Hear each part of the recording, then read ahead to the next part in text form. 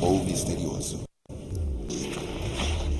Nada mais impressionante em seu modo de agir. Nada cuja mecânica seja tão maravilhosa, cujos sentidos sejam tão apurados e cuja habilidade de compreensão seja tão assombrosa.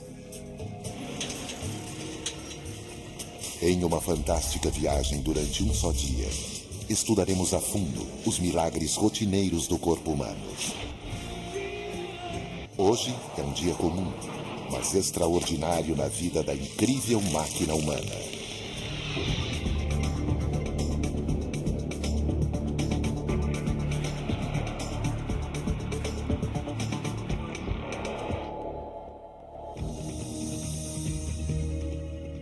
Não passamos de poeira das estrelas.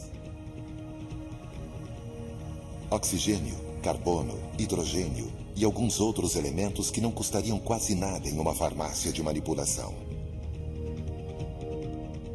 Mas em um local adequado por cerca de 3,8 bilhões de anos, essa mistura mundana de moléculas se tornou valiosa.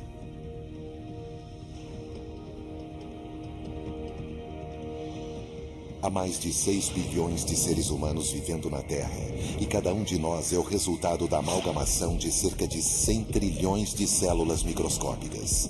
Apesar de todos os humanos serem 99,9% idênticos, não há dois seres humanos exatamente iguais. Células, sentidos, músculos, ossos, coração, cérebro. Todos têm de unir forças apenas para nos acordar.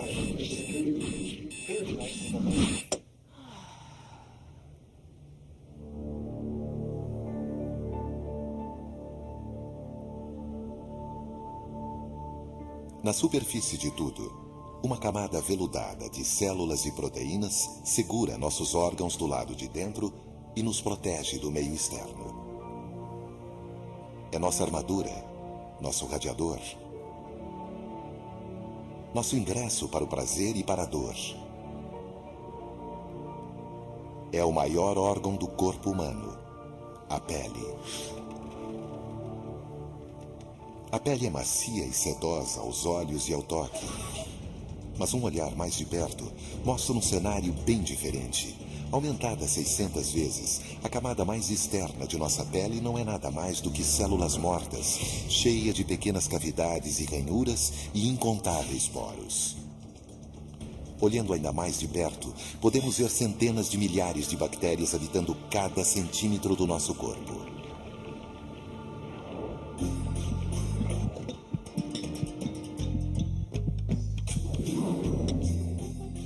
A cada segundo que passa, nossa pele morta é esfoliada. Liberamos pelo menos 600 mil partículas de pele por hora, aproximadamente 700 gramas por ano, o que significa cerca de 80% da poeira que temos em casa.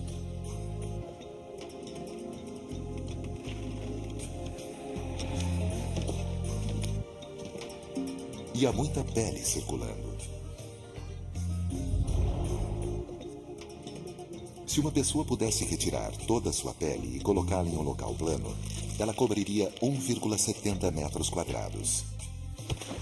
Apesar de seus poucos milímetros de espessura, ela pesaria cerca de 3 quilos. E estamos sempre produzindo mais. Um pouco mais de um mês, fabrica-se uma pele totalmente nova. O que significa que a pele não é completamente morta. Se olharmos mais abaixo da superfície da pele, encontraremos células se dividindo constantemente para substituir as células mortas da superfície. Quilômetros de vasos sanguíneos ramificam-se para os tecidos conectivos da pele, sem falar nas importantes terminações nervosas. –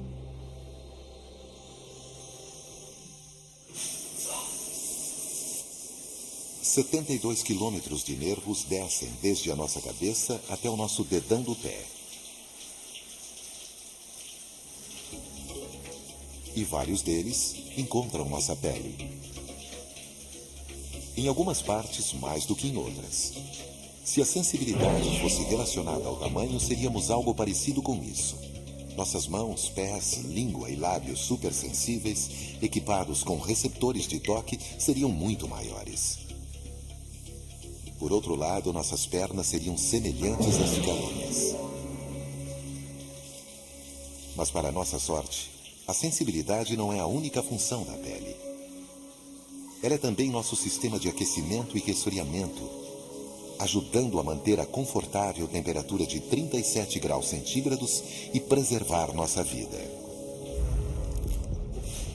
Por sua rede de vasos sanguíneos, a pele transporta até 1/3 do sangue quente, recém-bombeado pelo coração. Se ficar quente demais, esses vasos podem se dilatar para liberar o calor de nosso corpo. Mas às vezes, isso não é suficiente.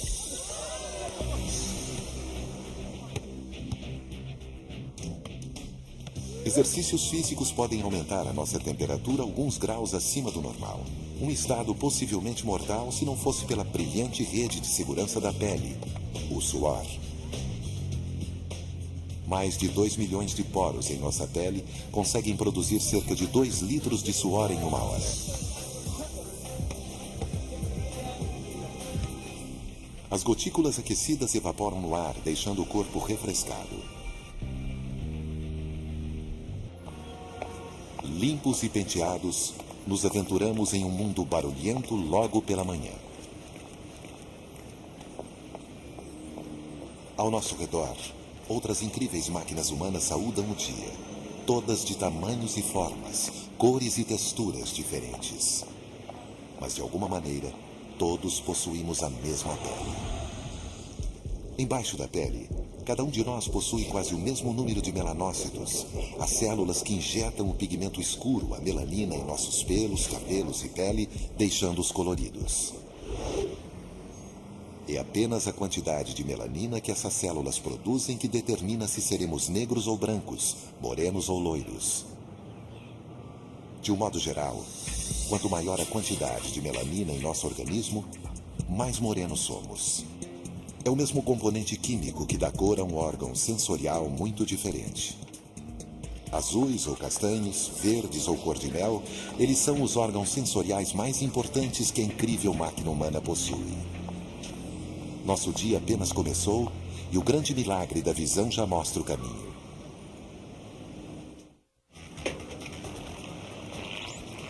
Passar pela correria da manhã é uma coisa que a maioria dos humanos faz no piloto automático, esquecendo-se de que essa incrível tarefa está aos cuidados de nossos 2 globos gelatinosos.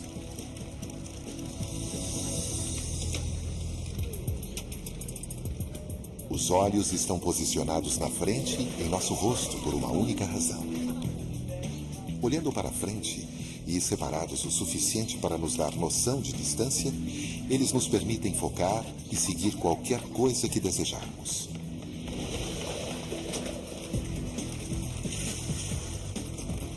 Em milésimos de segundos, nossos olhos localizam, seguem, focalizam e processam frações de imagens de 2,5 centímetros ou movendo-se a centenas de quilômetros por hora, permitindo-nos sentir e apreciar o mundo ao nosso redor, mais do que qualquer outro sentido.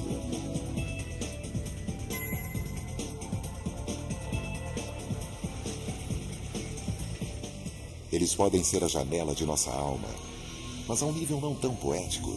Os olhos são apenas ceifeiros famintos de luz, capturando-a e traduzindo-a em impulsos elétricos que o cérebro possa entender.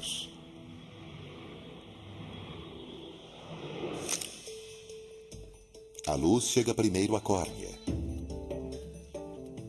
Essa camada transparente, que é limpa e lubrificada cerca de 10 vezes por minuto a cada piscar de olhos, recebe e direciona os raios de luz que entram. Dali eles passam através da abertura escura da pupila, depois por uma lente transparente de proteína. Porteiros da luz. Os músculos ao redor da íris colorida mantêm a pupila fechada para que não entre luz demais. Quando não há luz o suficiente, a íris relaxa e a pupila se abre. Em apenas uma fração de segundo, ela pode oscilar entre os 2 modos. Direcionada pela córnea e pelo cristalino, a luz vai para a parte mais gelatinosa do olho e para cima de sua parede anterior. A retina, uma estrutura com cerca de 2 milímetros de espessura, é onde mais de 120 milhões de fotorreceptores convertem a luz em pulsos elétricos antes de processá-la e mandá-la para o cérebro. Numa atividade fascinante que consome cerca de 1/3 de nossa capacidade intelectual, nosso cérebro compara continuamente informações novas com as informações processadas segundos antes, as combina com o que já esperava e assim nasce a visão. Mesmo para aqueles que têm uma visão perfeita, o sentido da visão não trabalha sozinho na incrível máquina humana.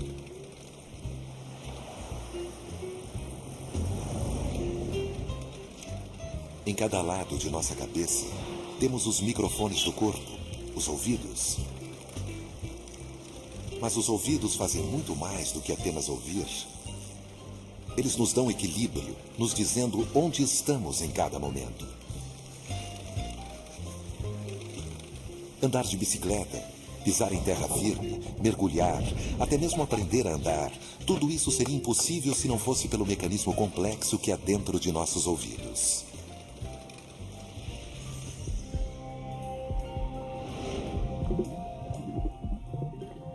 Aqui, 3 tubos cheios de fluidos funcionam como o nível de um carpinteiro para nos ajudar a manter o equilíbrio. Quando movimentamos nossa cabeça, os fluidos se movem, estimulando as células nervosas e orientando o cérebro em 3 dimensões: cima, baixo, direita, esquerda, frente e trás.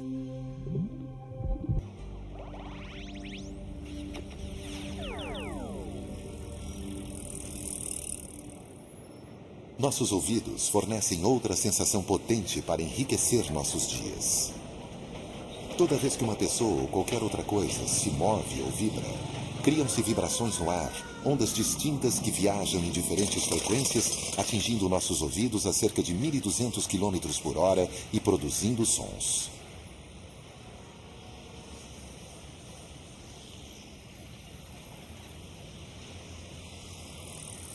Como radares, nossos ouvidos direcionam as ondas sonoras até o interior de nosso crânio. Nossos tímpanos vibram em sintonia com as frequências, movendo 3 minúsculos ossos, cada um do tamanho de um grão de arroz. Aumentando-se a imagem 20 vezes, podemos ver o ouvido ouvindo por dentro e por fora.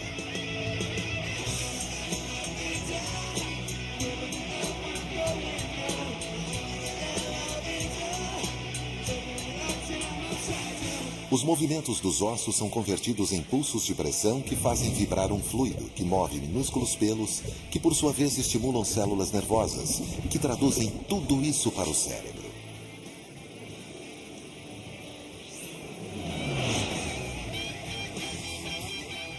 Um som, possivelmente mais do que qualquer outro, é música para nossos ouvidos. A voz humana. A voz é um instrumento incrivelmente versátil. Como vocalista do Aerosmith, Steven Tyler depende de suas cordas vocais para trabalhar.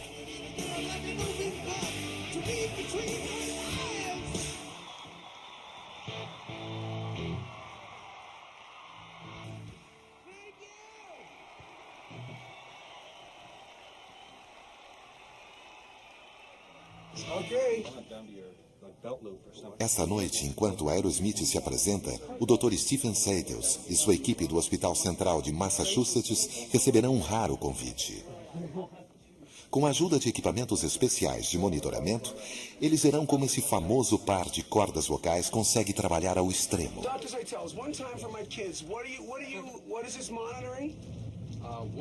Vamos ver as vibrações na pele do seu pescoço, que vai captar a intensidade da sua voz, a potência da sua voz.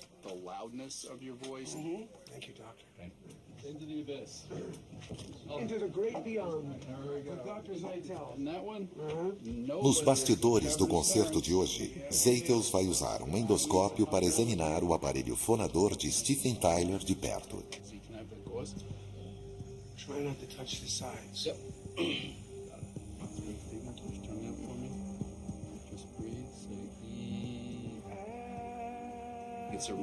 É uma rara perspectiva sobre como trabalha a voz de um cantor famoso. Medições em tempo real de um artista que está se apresentando para milhares de pessoas. Isso nunca foi feito antes.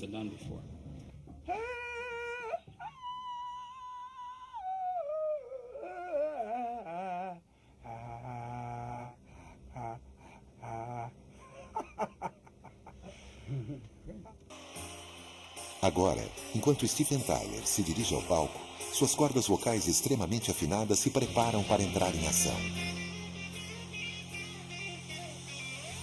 Esse é o Steven Tyler por fora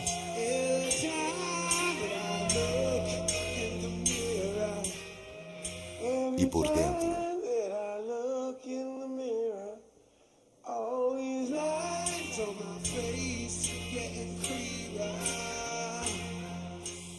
Toda vez que exalamos ar, forçamos nossas duas cordas vocais membranosas. Quando as juntamos, elas vibram. Essas vibrações produzem som muito parecido com quando tocamos uma corda de violão e ela vibra. Músculos abrem e fecham as cordas vocais, mudando o tom da voz. Para produzir notas graves, as cordas vocais se afrouxam e vibram mais lentamente. Mas para esses falsetes, as cordas vocais se esticam ao máximo e vibram praticamente até o seu limite.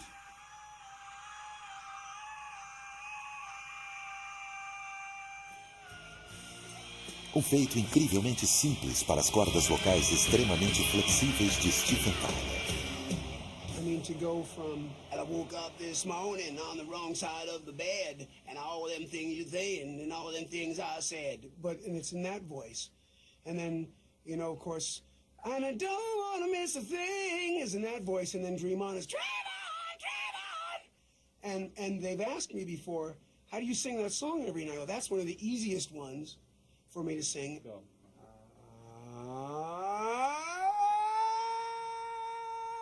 E a transformação dessas vibrações vocálicas em música acontece muito mais acima na garganta, boca, língua e nariz.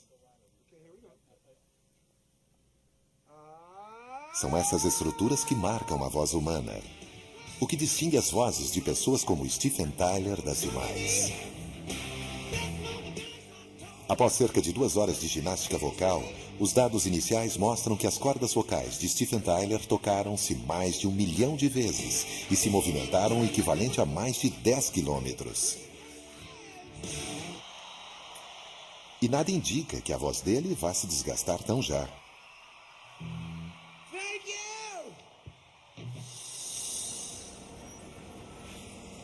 Por mais dramático que possa ser, cantar é um efeito colateral de um processo muito mais importante. A verdadeira razão pela qual o ar passa pela nossa boca é para a respiração. Não sobreviveríamos mais do que alguns minutos sem respirar. Cada vez que aspiramos, nossas narinas ou boca sugam uma pequena quantidade de ar, cerca de 20.000 vezes por dia. Podemos acompanhar a jornada do ar garganta abaixo, passando pela caixa fonadora e pela traqueia. Conforme se aproxima dos pulmões, o ar pode ir para o lado direito ou esquerdo, mas ambos os pulmões levam ao mesmo destino. Os brônquios nos pulmões dividem-se em milhares de pequenos bronquíolos, que filtram passo a passo agentes químicos, poeira e fumaça presentes no ar, até que finalmente desembocam em uma bola em forma de bolsa chamada alvéolo. Existem mais de 300 milhões de alvéolos espalhados em cada pulmão, com uma área de superfície combinada equivalente a 1/3 de uma quadra de tênis. Em menos de um segundo, As moléculas de oxigênio saem dos pulmões através das paredes com a espessura de uma célula. Elas entram na corrente sanguínea e se espalham rapidamente pelo corpo, fornecendo recursos preciosos para cada uma de nossas trilhões de células, supondo que o ar chegará ao seu destino final. As partes em azul mostram como um pulmão saudável despeja oxigênio na corrente sanguínea. No pulmão desse fumante, o oxigênio não é liberado tão bem. Em seguida, na expiração, o gás carbônico, o produto restante da respiração, faz o caminho inverso.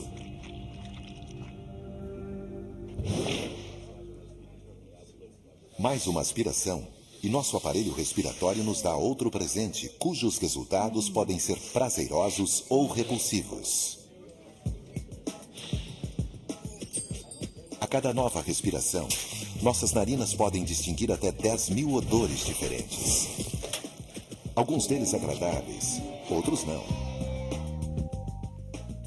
Eles podem acalmar, advertir ou nos deixar com água na boca. Mas a essência de qualquer aroma de um dia na praia ou de um pão recém-saído do forno é pura química. Acetato isobutílico, ácido vanílico e mais outros 300 elementos químicos diferentes podem, por exemplo, se juntar e dar ao chocolate seu aroma inconfundível. O perfume de uma rosa poderia ser chamado de álcool feniletílico. E quando o peixe não está mais fresco, ele tem um cheiro particular causado pela trimetilamina, um subproduto das bactérias que crescem dentro dele. Seja qual for o elemento químico, dentro de nossas narinas há uma pequena área com cerca de 10 milhões de células esperando para cheirar. Essas células têm cerca de 1000 tipos diferentes de receptores em sua superfície. Quando um determinado odor encontra seu respectivo receptor, um sinal elétrico é enviado ao cérebro e, finalmente, a incrível máquina humana sente o cheiro. De modo geral, nosso sistema respiratório é um engenhoso dispositivo de múltiplas atividades, capaz de selecionar milhares de cheiros a cada inalada e de produzir milhares de sons ao exalar o ar. Mas não importa a intensidade do prazer causado por esses subprodutos. A respiração é a principal função de nosso sistema respiratório. Cada vez que respiramos, levamos oxigênio para nossas trilhões de células sedentas por energia e elas fazem o nosso coração bater.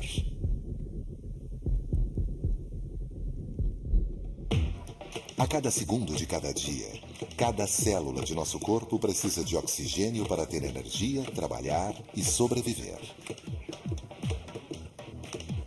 Cerca de 4 litros de sangue precisam percorrer 96 mil quilômetros entre artérias, veias e capilares. E um pequeno coração de cerca de 280 gramas tem a tarefa hercúlea de fazer o sistema todo funcionar.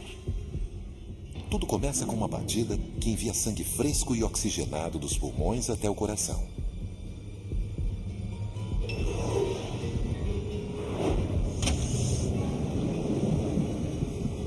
Se pudéssemos armazenar a energia produzida por todos os batimentos cardíacos de um dia, poderíamos levantar um carro a cerca de 9 metros do chão.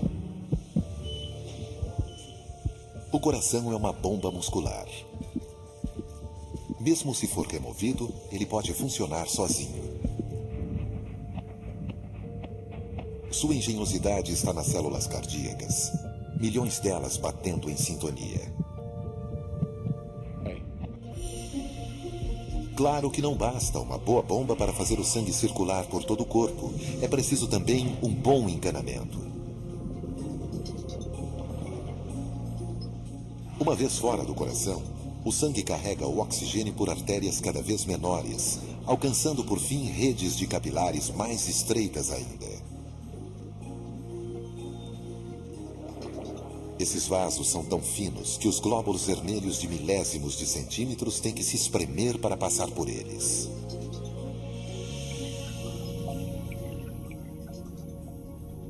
Dez bilhões de capilares estão espalhados pelo corpo. Assim, nossos órgãos e tecidos nunca ficam sem suprimento fresco de oxigênio. O gás carbônico e outras toxinas precisam sair, e as veias são importantes tubos de escape, transportando o sangue de volta ao coração e depois para o pulmão para purificá-lo. O sangue viaja por cerca de 97 mil quilômetros de vasos, o equivalente a mais de 2 voltas ao redor da Terra. Circula pelo corpo todo em menos de 1 minuto, a cada minuto de nossa vida. E às vezes, o sangue é bombeado mais rápido ainda. Quanto mais oxigênio nossas células queimam, mais depressa nosso coração e vasos sanguíneos precisam trabalhar. Quando comemos, o sangue flui para o nosso estômago. Quando corremos, para os nossos músculos. Mesmo quando lemos, mais oxigênio precisa chegar ao nosso cérebro. Mas esse líquido não carrega apenas oxigênio.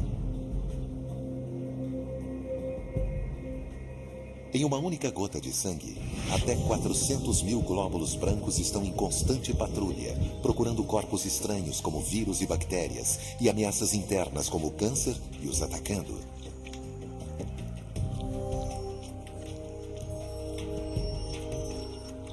Infelizmente, nem sempre eles ganham. E quando isso ocorre, agressores como essas células de melanoma podem crescer descontroladamente.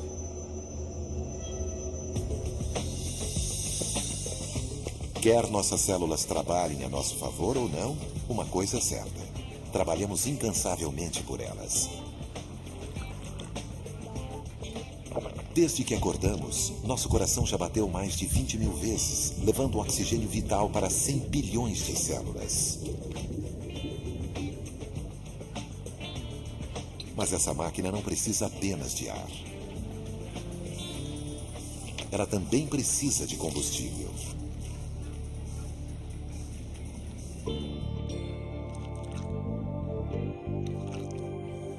Toda vez que engolimos uma porção de alimento, inicia-se uma jornada para se extrair dele tudo o que for útil.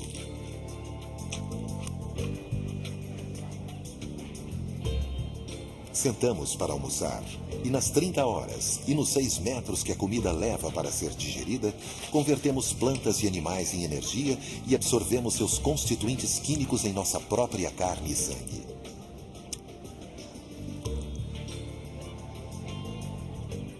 Carboidratos, proteínas, gordura, vitaminas e sais minerais, todos os nutrientes vêm do que comemos. A digestão, na verdade, inicia-se antes de a comida passar por nossos lábios. Apenas pensar em comida já nos deixa com água na boca. Salivamos cerca de meio litro todos os dias.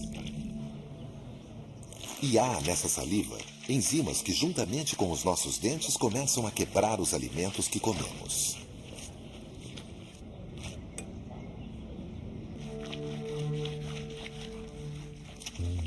Depois que a língua leva a comida para dentro de nosso esôfago, ligamos o piloto automático.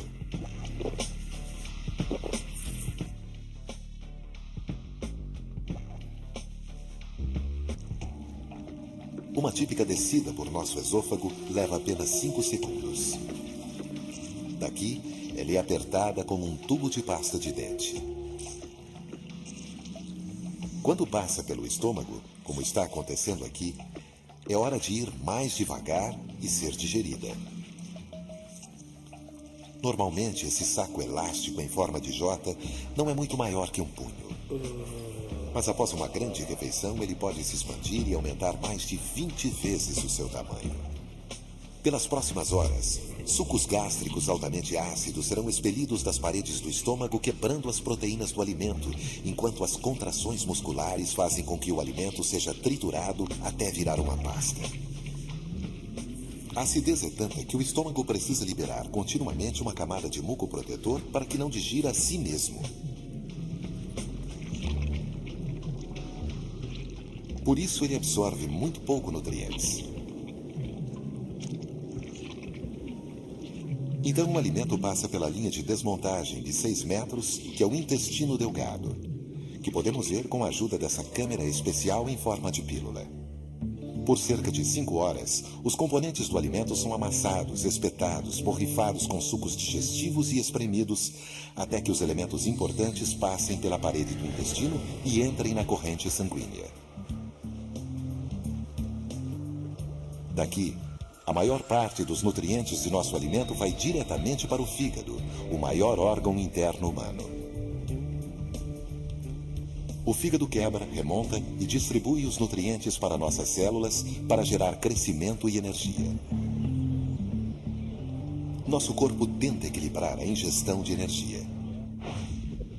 Mas às vezes, ingerimos mais energia do que gastamos. O resultado? Gordura.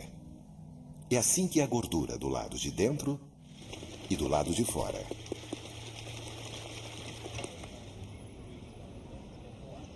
Não são necessárias muitas calorias em excesso para que se ganhe peso. Apenas 15 calorias a mais do que o necessário por dia. O equivalente a 4 pistaches adicionarão 500 gramas de gordura em um ano. Depois que o intestino delgado retira tudo o que é aproveitável, ele empurra o que restou para o intestino grosso. Durante outras 20 horas ou mais, o restante da água é absorvido e bilhões de bactérias trabalham para quebrar o que sobrou. No final, tudo o que não conseguimos digerir é eliminado de nosso corpo.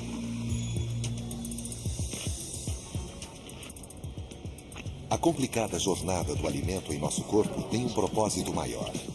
Após extrairmos o que precisamos para alimentar a incrível máquina e fazer nosso motor celular roncar, é espantoso o que conseguimos fazer com ele graças às incríveis contrações de nossos músculos.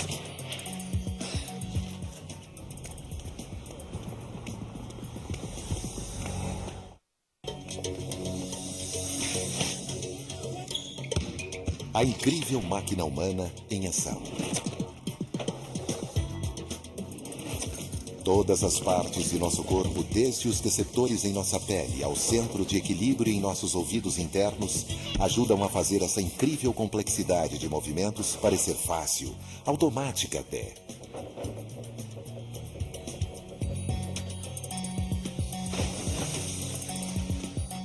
Mas se olharmos por baixo de nossa pele, veremos que um tecido, acima de todos os outros, nos movimenta em milhares de posições diferentes. Desde a sola de nossos pés até a ponta dos dedos de nossas mãos, cerca de 650 músculos, aproximadamente 40% de nossa massa corporal, dão força a cada movimento que fazemos. Conforme o dia passa, esse esqueleto muscular nos sustenta normalmente sem que percebamos. Sem eles não poderíamos correr, ou piscar, sorrir, ou falar. Hello? Hello? Até mesmo falar uma única palavra. Hello? Envolve músculos da face, dos lábios, língua, mandíbula, laringe, cerca de 100 músculos.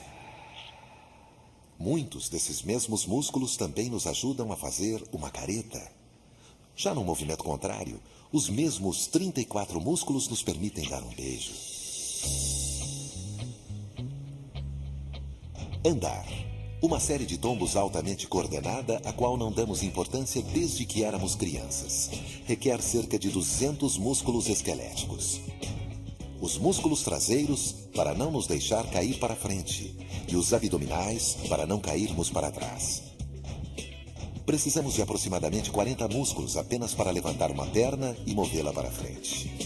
Imagine correr, nadar, atirar, andar de bicicleta, lutar esgrima e terá uma ideia de quantos músculos diferentes são acionados por Eli Brenner, pentatleta americano medalhista olímpico.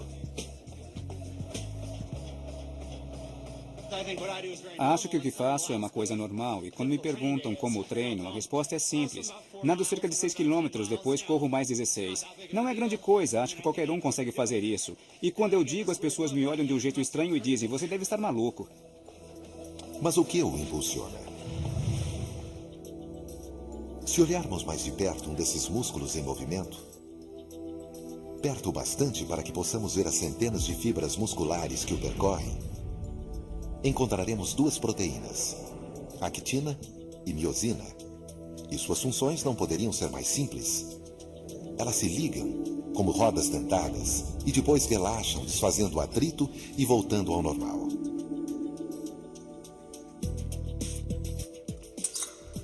Se durante uma luta de esgrima, ele e Brenner quiser atacar seu oponente, a actina e a miosina em seu tríceps se unem, enquanto que em seu bíceps elas se soltam. Quando ele se prepara para outro ataque, acontece o oposto. Agora seu bíceps se contrai e seu tríceps relaxa.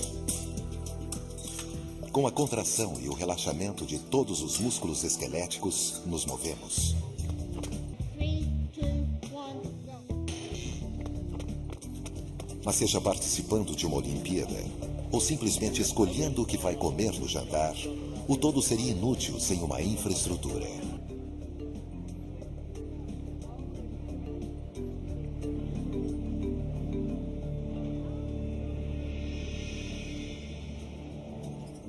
Seguindo qualquer músculo até sua base, através de um feixe de fibras flexíveis e fortes chamadas tendões, até o local exato onde ele está preso, encontramos um dos materiais mais incríveis do mundo: o osso.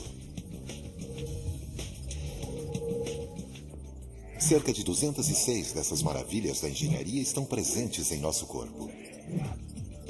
Fortes o suficiente para suportar 20 vezes o peso de nosso corpo, leves o bastante para desafiar a gravidade, mesmo que brevemente, flexíveis o suficiente para absorver impactos incríveis e ligados de maneira a nos proporcionar uma quantidade aparentemente infinita de movimentos. No núcleo de vários ossos, em um tecido chamado medula óssea, cerca de 120 milhões de glóbulos vermelhos que carregam oxigênio e 7 milhões de glóbulos brancos que combatem corpos estranhos são criados a cada minuto e distribuídos para o resto do corpo. Na superfície, células especializadas renovam continuamente o tecido ósseo, enquanto outras fazem o contrário e retiram as camadas antigas. É assim que os ossos crescem e continuam resistentes dentro de nós depois que crescemos. Se retirarmos a medula, veremos que o osso é basicamente uma mistura de duas substâncias, o mineral fosfato de cálcio e a proteína colágeno. É uma combinação divina. Sem a flexibilidade do colágeno, nossos ossos seriam quebradiços como vidro. Sem o fosfato de cálcio, ele seria mole como borracha. Juntas, essas duas substâncias são leves o suficiente para que possamos nos mover, fortes o suficiente para protegerem nossos mais delicados órgãos internos e resistentes o bastante para durarem uma vida toda. Os heróis desses movimentos não são apenas os ossos, mas o que os une: dispositivos engenhosos chamados juntas. Dos nossos joelhos, as dobras de nossos dedos, cerca de 187 juntas, permitem que nossos ossos se movam de um lado para o outro, para cima e para baixo, em movimentos circulares, como uma máquina bem engraxada.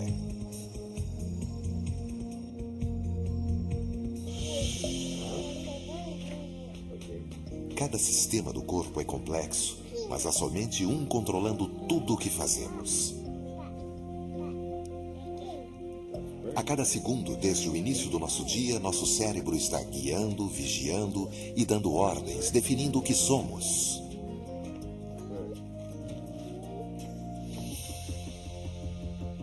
Através de uma superestrada de nervos que passam por todo o nosso corpo, nosso cérebro verifica cada parte de nosso corpo: olhos e ouvidos, pele, ossos, coração e músculos. Através de 100 bilhões de células especializadas chamadas neurônios, disparando milhões de sinais elétricos e químicos a uma velocidade de até 320 km por hora, essa massa de gordura e água de cerca de 1.300 gramas nos permite pensar, sentir, querer, lembrar e reagir. É ele realmente que nos torna humanos, porque é o responsável por tudo, desde a capacidade de pintar um belo quadro ou de construir um prédio até agredir outra pessoa.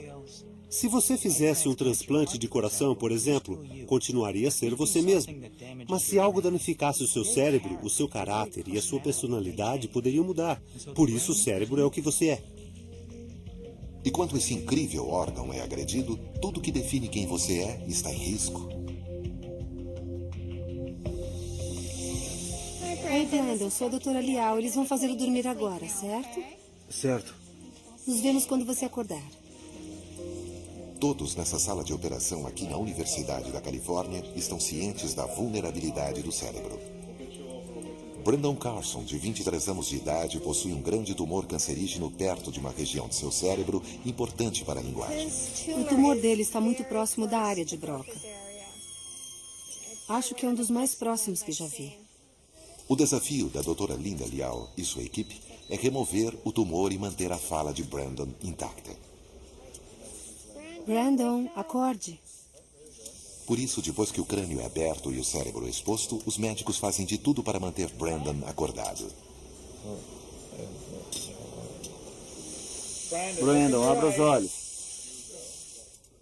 O cérebro não possui receptores de dor, por isso Brandon não sente nada, mesmo depois de acordado. Brandon. Não levante, não levante. A linguagem é uma função que não podemos monitorar se o paciente estiver dormindo. Podemos ver os músculos se movendo ou coisa do tipo, mas não podemos saber com 100% de certeza onde a área da fala está sem acordá-lo e estimular essas áreas específicas. Usando figuras simples, os médicos testam a capacidade da linguagem de Brandon. Simultaneamente, a doutora Liao estimula minúsculas áreas de linguagem do cérebro com choques elétricos leves. Vamos tentar esta área novamente.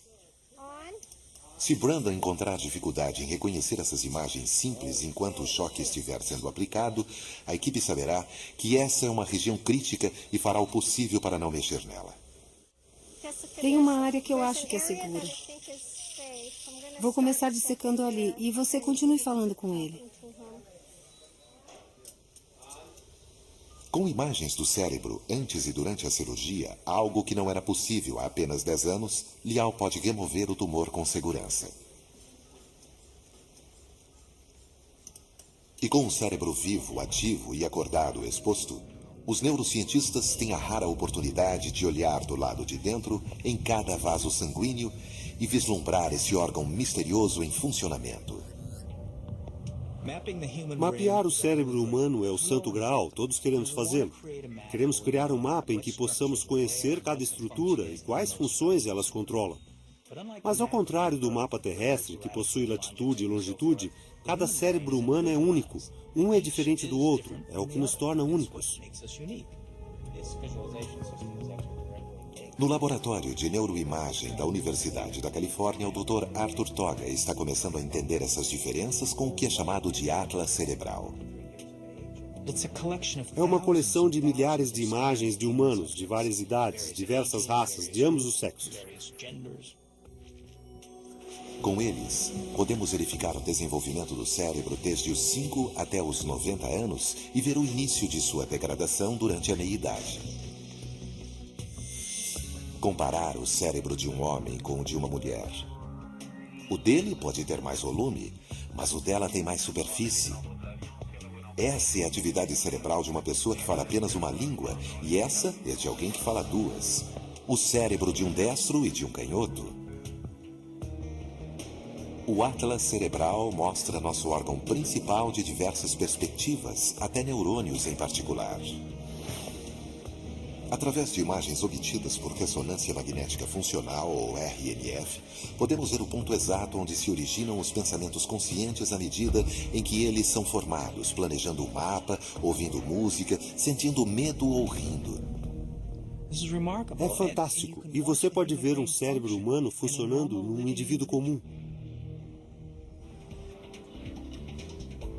Apesar de representar apenas 2% do nosso peso, o cérebro gasta 20% de nosso oxigênio.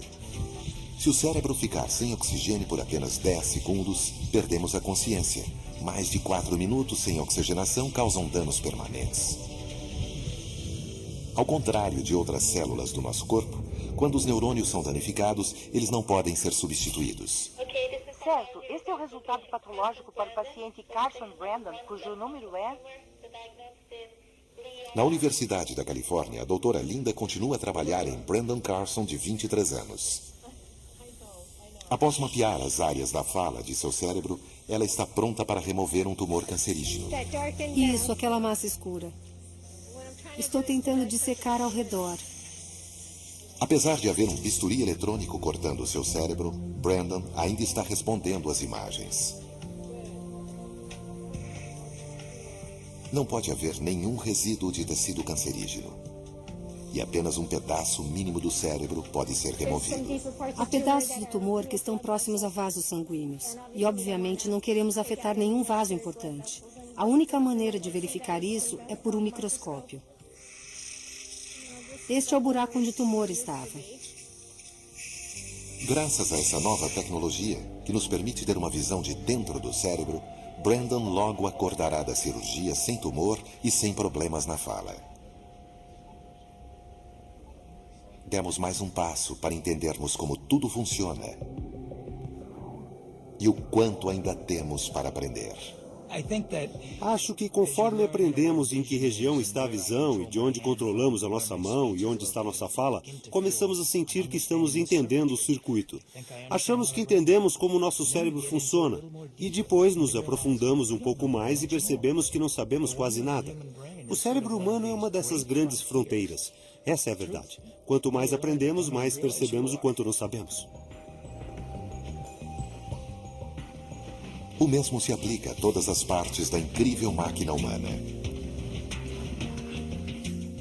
Quer seja nosso centro de controle, ou nossa estação de bombeamento, nosso sistema de segurança ou exaustão, nossa usina de energia ou nossa máquina copiadora, o corpo humano é uma maravilha de complexidade há mais de 100 mil anos. De sua superfície até o seu núcleo, passando por trilhões de células e por estradas e circuitos, todos esses sistemas formam uma máquina realmente incrível.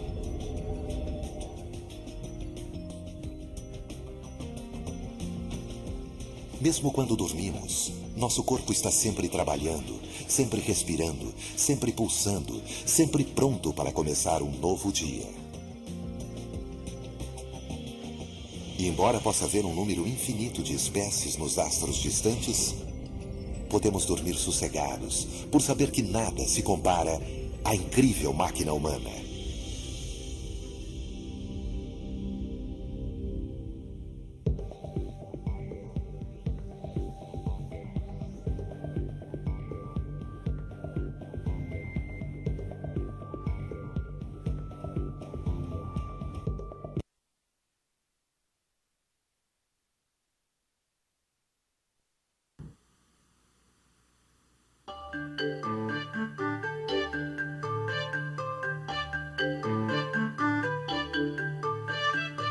A primeira civilização do Oriente que nós vamos estudar é a China. A China se localiza no leste do continente asiático.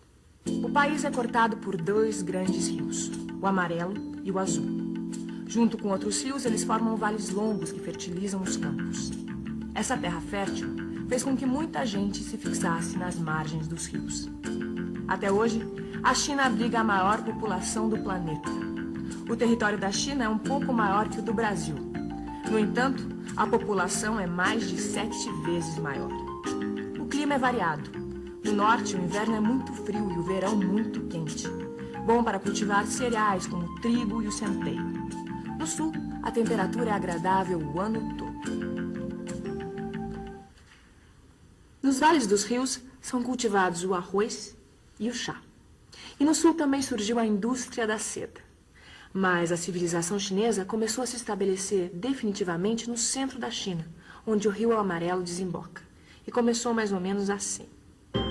Centro da China por volta de 3.000 anos antes de Cristo.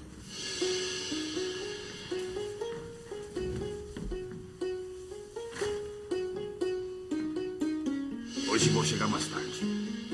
Os homens vão se reunir para escolher um chefe. Pra quê? quê, chefe? Para organizar as coisas por aqui. Já tem muita gente plantando na beira do rio. Cada um diz que é dono da terra. Se não tiver alguém para organizar, sai briga. E você tem ideia de quem vai ser esse chefe? Tem que ser alguém bem forte. Nós vamos escolher o mais forte.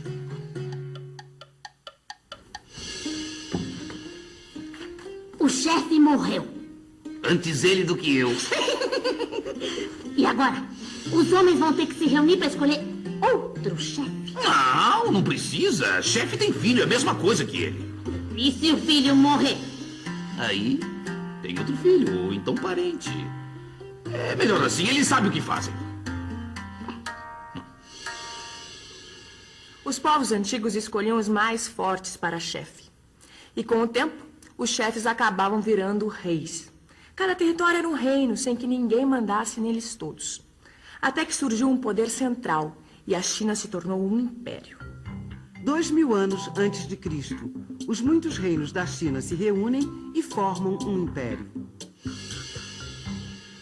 O império cresceu tanto que o poder do imperador foi diminuindo, ao mesmo tempo que o poder dos governantes locais foi aumentando. Até que a China foi dividida em províncias, mais ou menos como os estados brasileiros de hoje. As províncias tinham governadores que o imperador nomeava.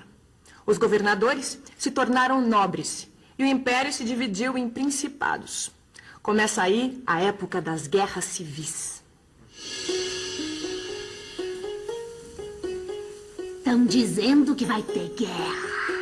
E vai sim! Faz tempo que a gente só tem imperador folgado aqui. Enquanto isso, o nobre do principado só pensa em avançar na terra dos outros. Vai ter guerra civil, sim! Xin Huangdi. Além de inaugurar uma nova dinastia, esse imperador foi o padrinho do país. A China se chama assim por causa dele, que foi responsável pela Idade de Ouro, quando a China se tornou um dos países mais ricos do mundo. Xin Huangdi construiu a famosa Grande Muralha da China, para se defender dos tártaros que habitavam o norte do país. Pequim, China. Queridos pais, estou adorando essa excursão ao país dos meus avós. Ontem visitei a Grande Muralha. São 2.500 quilômetros de extensão por 4 metros de largura. 300 mil soldados participaram da construção. Impressionante. 200 depois de Cristo. A Grande Muralha detém os tártaros, mas não impede a invasão dos hunos, que vêm pelo norte e estabelecem sua capital na cidade de Nanquim. O império entra em decadência. 1200 depois de Cristo. Os mongóis, liderados pelo príncipe Gengis Khan, vêm do centro da Ásia para dominar toda a China e o império volta a se unificar. Ô Vicente, estava pensando aqui, como será que esse povo da China... A sociedade chinesa era formada por castas. Isso quer dizer, o filho do lavrador tinha que ser lavrador. O filho do nobre era nobre. Ninguém trocava de casta ou saía do seu grupo. Lavradores, artesãos e comerciantes formavam a plebe, o povão. As classes nobres eram formadas pelo imperador que governava, os mandarins que ajudavam o imperador a governar e os letrados, especialistas em ler e escrever. Os chineses não tinham propriamente uma religião. Eles acreditavam num conjunto de regras que todos respeitavam. Quem criava essas regras eram filósofos como Confúcio e Lao Tse. Essas filosofias têm seguidores até hoje. Os chineses eram avançados em relação às civilizações do Ocidente. Veja algumas coisas que eles descobriram ou inventaram antes que os europeus. A seda, na China mais ou menos no ano 3000 a.C., na Europa no século VI. O papel, na China no século II, na Europa no século XIII. A imprensa, na China no século XI e na Europa no século XV. A porcelana, na China no século XII e na Europa no século XVII. O que nós conhecemos pelo nome de Japão é, na verdade, um arquipélago composto de 4.000 ilhas. Dessas ilhas, 600 são habitadas e apenas 5 são grandes. Tóquio, Japão. Querida Midori, meus pais vieram do Japão e agora eu voltei para trabalhar aqui. Os japoneses modernos não dependem mais da pesca e da marinhagem, mas as tradições continuam. A arquitetura é diferente das casas, o teatro e os lindos jardins. E eu fico me perguntando como tudo isso começou. Sou assim. Os povos que formaram o Japão vieram do sul da Ásia e da Coreia. Diz a tradição que o fundador do Império Japonês é Amaterasu, o neto da deusa do sol. Ele recebe o título de Tennos, que quer dizer Rei Celeste. 660 a.C. Jimmu Tenno é o primeiro imperador. Culturalmente, a China domina o arquipélago japonês com suas tradições políticas e religiosas. No século XIII, a cultura chinesa já foi plenamente assimilada. A partir daí, o Japão cria suas próprias tradições. 1543, época das grandes navegações. Os portugueses chegam ao Japão trazendo os jesuítas. 1640, os jesuítas são expulsos. O Japão se fecha para os ocidentais. Século XIX, os americanos retomam contato. Século V, o chefe de uma família nobre, Yamato, torna-se imperador. No século VI, as ideias chinesas de Confúcio chegam ao Japão. A sociedade se organiza em castas, como na China, e fixa-se a capital do império na cidade de Nara. O poder político é dividido entre o Tenno e o regente, uma espécie de primeiro-ministro. Depois de 3 séculos de guerra civil, o Tenno cai fora do jogo político. E o regente torna-se o chefe da guerra, o Shogun. O Shogun governa os aristocratas, com a ajuda dos samurais, que são os guerreiros. No século XVII, a dinastia de Shoguns Tokugawa cria uma barreira militar que isola o Japão do resto do mundo. Não, os japoneses eram animistas. Eles acreditavam que todas as coisas tinham alma e que os espíritos estavam por toda parte. A religião era o shintoísmo. Shinto quer dizer o caminho dos espíritos. Outra religião adotada e modificada pelos japoneses foi o budismo, que foi importado da Índia. Na teleaula de hoje, você aprendeu que as civilizações do Extremo Oriente são muito antigas. Viu que a civilização chinesa começou na desembocadura do Rio Amarelo, com a escolha de um chefe. E que o fundador tradicional do Japão foi Amaterasu. Acompanhou a formação e a decadência do Império Chinês. Viu que o Japão, governado pelo Shogun, ficou isolado do Ocidente durante séculos e conheceu alguns aspectos da arte e da cultura do Extremo Oriente. Você pode aprender. Olha, com o maior prazer estou recebendo o professor Dr. Boris Fausto, um mestre. Quando eu era aluno da graduação, eu ia num arquivo histórico na rua Dona Antônio de Queiroz, faz muito tempo, e lá encontrava, ficava sem jeito, meio envergonhado, de ir conversar com o professor Boris Fausto, que estava lá sempre pesquisando. Então, com muito prazer receber aqui no meu canal, vou tratá-lo de você, ter essa liberdade. Muito obrigado por ter aceito o convite, Boris. E, claro, acho que a primeira... converso com muita gente e tal, todo mundo... A primeira lembrança de Boris Fausto é o livro sobre a Revolução de 1930. A primeira referência. E, justamente, você nasceu em 1930, né? Portanto, há 90 anos atrás. Qual a importância do livro Revolução de 30 para a sua vida de historiador? E obrigado por ter aceito o convite. Obrigado a você. A gente deixa eu começar melhor. Obrigado a você, a gente se reencontrando nesse veículo moderno. Tão longe de Antônio de Queiroz, onde havia fios desencapados que poderiam provocar um incêndio a qualquer momento. Felizmente não aconteceu. Bom, indo à Revolução de 30. O livro da Revolução de 30, que foi o meu primeiro livro, e eu já era um senhor de quase 40 anos, ele teve, na carreira, na minha vida, ele teve uma importância enorme, porque ele não é um livro descritivo de acontecimentos, que esmiuça os fatos, etc. Ele é um livro interpretativo e que desmente uma tese que era corrente então, de que a tese era de que a chamada burguesia nacional, que hoje acho que talvez nem se saiba bem o que teria promovido, teria estado à frente da transformação representada pela Revolução de 30. E como essa era uma tese assente nos meios de esquerda, sobretudo, então a minha interpretação foi muito bem recebida. E eu, até hoje, você imagine, são 50 anos, parece mentira, foram 50 anos ainda vendo alguma coisa da Revolução de 30. Então, esse livro teve um êxito muito grande e, para mim, foi um verdadeiro incentivo para que eu continuasse, porque eu estava estreando como autor com todas as boas referências, né?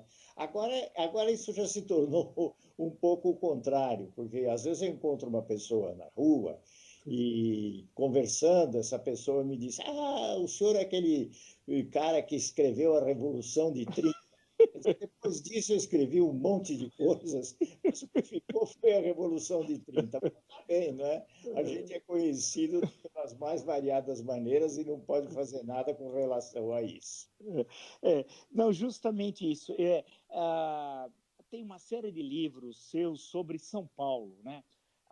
Eu queria depois ampliar para a história geral da civilização brasileira que você coordenou, que é um monumento, né? A parte da República.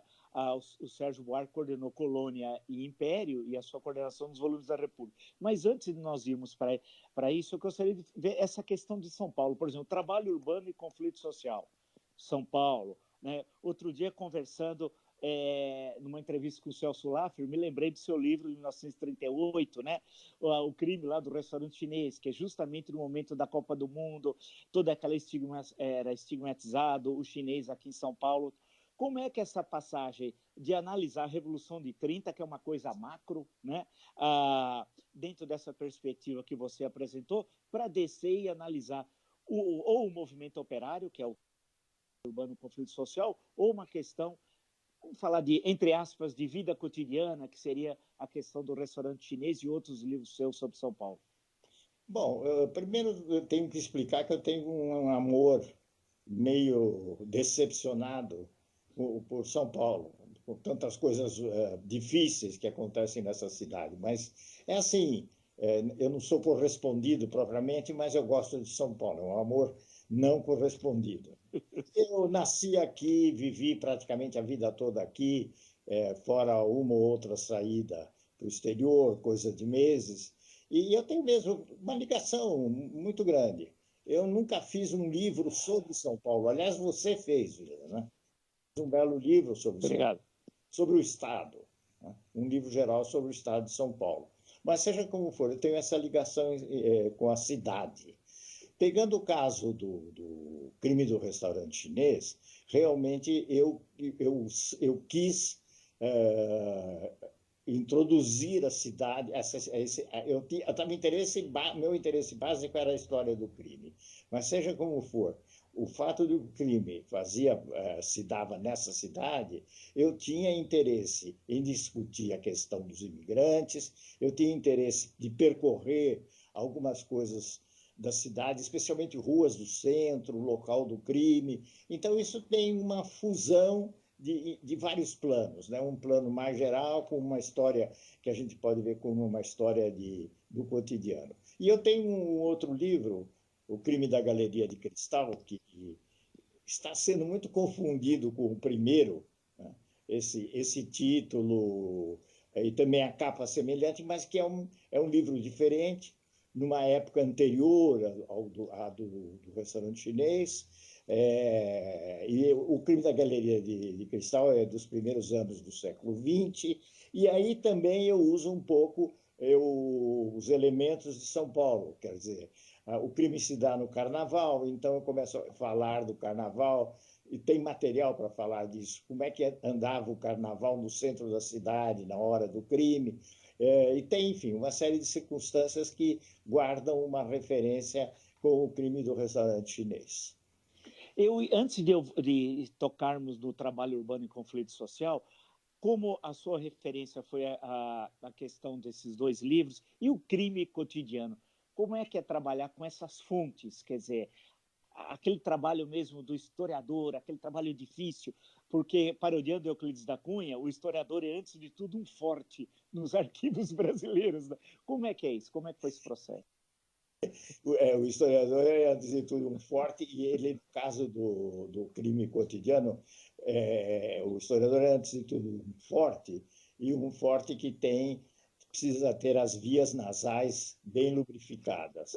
Você vai achar que você acha que isso é muito estranho, mas eu me explico imediatamente. Eu fiz uma longa pesquisa, aliás, se alguma coisa eu posso dizer de frustração nesse livro, é que eu fiz uma longa pesquisa que não corresponde ao tamanho do livro. Eu tinha muito material e acabei, por uma série de circunstâncias, me circunscrevendo a um livro relativamente pequeno. Né? Como é que eu trabalhei muito? Onde é que está a poeira e as vias nasais? É que esse é um trabalho em que eu fiz muita pesquisa. E a pesquisa foi de materiais do arquivo judiciário, quer dizer, autos de processos criminais, e eu fiz tudo isso no velho arquivo judiciário da Vila Leopoldina, em condições muito precárias. E havia uma poeira depositada ali, com vários centímetros de altura, e cada vez que os funcionários que me ajudaram muito em pegar um processo ou vários processos, voava a poeira para todos os lados. Mas nesse ponto eu sou bom, eu tenho outros problemas de saúde, não estou contando vantagem. Nesse ponto eu sou bom, eu resisti bem à poeira. E aquele foi um livro cujo trabalho de pesquisa me encantava muito, porque eram histórias de todo tipo, com recortes, mais uma vez, da cidade de São Paulo e propriamente da história do crime, dos personagens diante do crime. E o prazer de fazer a pesquisa, eu creio que foi maior do que escrever um livro, nesse caso. Sim. A questão do trabalho urbano e conflito social, por que se debruçar sobre a questão da história do movimento operário em São Paulo? Qual era a bibliografia que se tinha à época, que é sempre importante isso, né? Muitas vezes o leitor, 50, 40, 30 anos depois, não tem ideia da bibliografia existente no momento da produção de uma pesquisa, né? O que havia naquele momento, Boris, em termos de pesquisa sobre o movimento operário, e o foco, por exemplo, na cidade de São Paulo, que tem um dinamismo, 1905, 1906, 1917, 1919, né? De uma classe operária que não é a classe operária depois dos anos 50, e muito menos é hoje a do século XXI. Qual é o desenho que você faz desse momento? Primeiro entender que... Bom, primeiro tem uma coisa, vou beber aqui uma aguinha. Claro.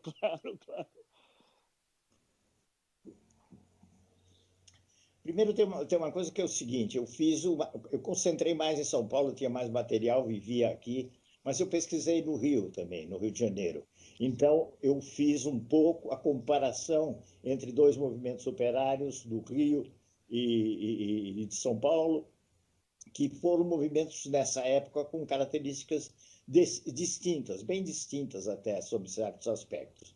Então, foi um trabalho também comparativo, mas não era só a preocupação comparativa. Esse trabalho tem uma história. Vamos ver se eu não esgoto o tempo contando a história e consigo ter o poder de síntese. Nós, naquela época que começamos, o livro foi publicado, se não me engano, em 75. E naquela época, já em anos anteriores a 75, nós tínhamos uma preocupação que era a seguinte: por que a famosa classe operária daquele tempo, quando se falava em classe operária naquele tempo, a gente tirava o chapéu, com todo o respeito, não é que eu não respeite hoje, mas é diferente. Por que essa famosa classe operária não tinha se levantado com os recursos que tinha, enfim, para impedir o golpe de 1964? Que foi mais do que um golpe, mas estou chamando aqui para simplificar, de golpe de 1964. O que é que tinha acontecido? Então, essa era uma preocupação de muita gente, sobretudo minha e do Francisco Verfort, que é um professor que ficou assim bastante conhecido nos meios acadêmicos e de estudantes por causa dos seus trabalhos sobre o populismo. Mas voltando ao que nós estamos dizendo, o Verfort e eu chegamos à conclusão de que era preciso conhecer um pouco a história dessa classe operária, antes de emitir juízos apressados sobre o seu papel como agente histórico. Bom, a partir daí, nós teríamos que fazer um recorte, e eu suspeitava que eu gosto mais do passado do que quando vai chegando o presente. Não no passado colonial, digamos, não que eu não acho importante, né? Mas acho o passado colonial, eu gosto de ler quem pesquisa sobre isso. Mas o meu passado é assim, começa na metade do século XIX, quando vai chegando muito perto do que nós estamos vivendo, eu também gosto de ler, pensar, escrever um artigo, mas como um livro eu paro. Então, o Pevor estava muito interessado no período mais recente. Eu falei, bom, então ótimo, eu vou fazer uma coisa sobre o movimento operário antes de 1930. O que é que havia nessa época? Eu não quero fazer nenhuma injustiça, talvez eu esteja deixando alguma coisa de fora da obra de historiadores. Mas o que havia, com certeza, era a obra de sociólogos. Havia alguns trabalhos interessantes, o Aziz Simão, que foi um professor respeitável, pioneiro nesse tema, e havia, sobretudo, o Leôncio Martins Rodrigues, que era meu amigo, e que tinha escrito uma coisa interessante, que me serviu quase de pista e de motivo, de motor a pensar um pouco além dos fatos, que era a afirmação do Leôncio de que esse mito de uma classe operária pura, organizada, muito forte e tal, que tinha explodido com a famosa guerra, com o famoso movimento de 1917, a greve de 1917, que ela não era tão forte assim, que os anarquistas não eram tão significativos assim, que a classe andava quase sempre de um lado, os anarquistas do outro. Né? Houve até quem dissesse que eles corriam, em certo momento, os operários dos anarquistas, porque havia todo um clima de que os anarquistas eram gente perigosa. Então, essa pista me ajudava a começar uma pesquisa já pondo em dúvida uma mitificação da classe operária anterior a 1930, que vinha muito dos relatos dos anarquistas, que foram figuras, eu conheci alguns aqui em São Paulo, a partir do famoso Edgar Lohenroth, que eram figuras tão ingênuas quanto extraordinárias. Bom, e daí eu desenvolvi o meu trabalho, e ao longo do meu trabalho isso foi uma tese de livre docência na USP, e ao longo do meu trabalho aconteceu uma coisa curiosa, que uma das pessoas na banca, o professor Procópio, falecido, ele observou, você começou mexendo com a história, mas você investiu muitas vezes na área da antropologia. Investi, eu diria, sem armas. Né? Eu investi com armas mais ou menos, com uma carabina que não funcionava muito bem, mas não foi bem que eu investi na antropologia.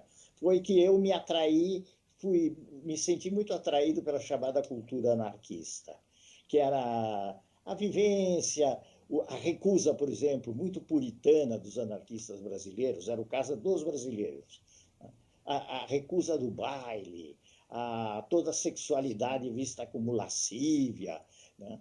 Como coisa, hoje nós diríamos, no plano dos costumes, uma visão muito tradicional que falava ao mesmo tempo no amor livre e tal. Então, eu procurei explorar esse lado, não tendo deixado o lado específico, tradicional das lutas, das organizações, etc. Eu acho que assim você tem um pouco uma ideia desse trabalho urbano e conflito social. Não, é interessante isso, porque, como você bem destacou, né, tem esses relatos do Everardo Dias, né, do Otávio Brandão, ainda anarquista, eram aquelas memórias, né? E estudo acadêmico mesmo, creio, se eu não estiver errado, o seu foi o primeiro, né, sobre esse momento histórico, né? Acho que foi o primeiro trabalho acadêmico, né? E evidentemente que a gente parte na universidade de outros pressupostos do que o relato de um militante anarquista, né? Evidentemente, né? Mas eu estava pensando aqui qual é a diferença sua de ser autor de várias pesquisas, e nós passamos pela Revolução de 30, crime cotidiano, crime do restaurante chinês, etc., para ser coordenador de uma coleção a partir da República, da História Geral da Civilização Brasileira? É um trabalho difícil coordenar, porque tem de coordenar também os acadêmicos muito ego lá nas alturas. O coordenador, acho que tem de ser um coordenador de egos. Como é que foi esse trabalho? Você é uma pessoa que tem uma percepção muito aguçada, Vila. É um trabalho de coordenação de egos. Depois vem o resto. O aspecto intelectual. É uma coisa, é uma coordenação de egos. Bom, primeiro saber como é que eu fui parar como coordenador de uma obra que já tinha muito prestígio e organizada por uma pessoa, sem dúvida nenhuma, prestigiosa, como foi o Sérgio Buarque de Holanda. Acontece que o Sérgio fez toda a coordenação do trabalho, que era promovido pela editora de Fel. Não é o momento de eu estar explicando o que era a editora, mas era uma editora de muito prestígio, muito próxima da USP. O Sérgio tinha feito todo esse trabalho de coordenação. Ele disse: com a República eu não vou mexer, eu estou meio cansado, não tenho muito gosto por essa coisa da República. Isso aconteceu mais ou menos, eu creio que o início foi lá para 67, por aí. E, bom, isso tudo foi resolvido ali enquanto havia o AI-5, as perseguições, tudo misturado. Essa coisa que um omelete não agradável, digamos. E daí, por uma série de circunstâncias, veio o meu nome à tona. E eu fiquei, mais uma vez, muito contente, porque naquela altura eu não tinha nada publicado praticamente. Eu estava acabando o Revolução de 30, que eu não sabia bem que resultado ele teria, né? Então eu fiquei muito contente, peguei aquilo com um grande amor, com muita insistência com os autores, e isso acabou redundando naqueles volumes. Foram 4 volumes que eu coordenei, o Sérgio coordenou 7 e tal, e acabou redundando naqueles 4 volumes que eu coordenei. E tem a experiência dos egos, que é muito curiosa. Primeiro, eu vou falando um pouquinho das coisas acadêmicas. É impossível você fazer o teu livro dos sonhos nessas coleções. Você imagina, quem vai fazer isso é fulano de tal, quem vai fazer aquilo é fulano de tal. Por exemplo, escalei o time. Né? Escalei um time muito bom. Aí o Djalma Santos, para falar do passado, né? O grande zagueiro da Portuguesa e do Palmeiras, chega e diz, metaforicamente, chega e diz: eu não vou fazer, eu não tenho tempo para fazer isso, eu não vou jogar no teu time. E aí eu não vou citar nomes, você começa a procurar pessoas razoáveis e tal, que possam substituir aquele time que eu imaginei. Então, os livros têm sempre, essas coleções são sempre desiguais. Quem não sabe o trabalho dessas coleções culpa o organizador. Mas não é, o organizador é o técnico, ele faz o que pode, ele joga com o time que ele tem. Bom, isso é um lado. O outro lado é a questão dos egos. A vida privada das pessoas foi a minha experiência. Os americanos, no primeiro volume, eu tive alguns americanos, alguns brasilianistas. Os brasilianistas, é verdade que se diga, naquele tempo eles eram considerados todos agentes do imperialismo. Tinha um ou outro, aliás, mas a grande maioria veio aqui para fazer pesquisa científica, né? E essa turma dos americanos, que se tornaram meus amigos antes desse livro, eles realmente... eu dei um marco para a entrega do trabalho, eles entregaram o trabalho, bem redondinho, legível e tal. Mas a turma verde e amarela variou muito. Houve gente que entregou bem e tal, porque sempre um atraso é normal. Eu já também cansei de atrasar algo dos trabalhos. E houve gente que me foi até o fim, e até uma pessoa que é meu amigo, não vou aqui dizer o nome, e que foi me adiando datas. E no final ele falou, bom, eu vou fazer o seguinte, se eu não te entregar no dia tal, de tal, não sei de que ano era, você pode... Cara, ele não entregou. E eu disse para ele, você vai me dever uma cuspida, eu vou cuspir na tua cara na hora mais propícia. Agora eu não vou cuspir. Evidentemente, isso é uma história cuspida, ficou esquecida.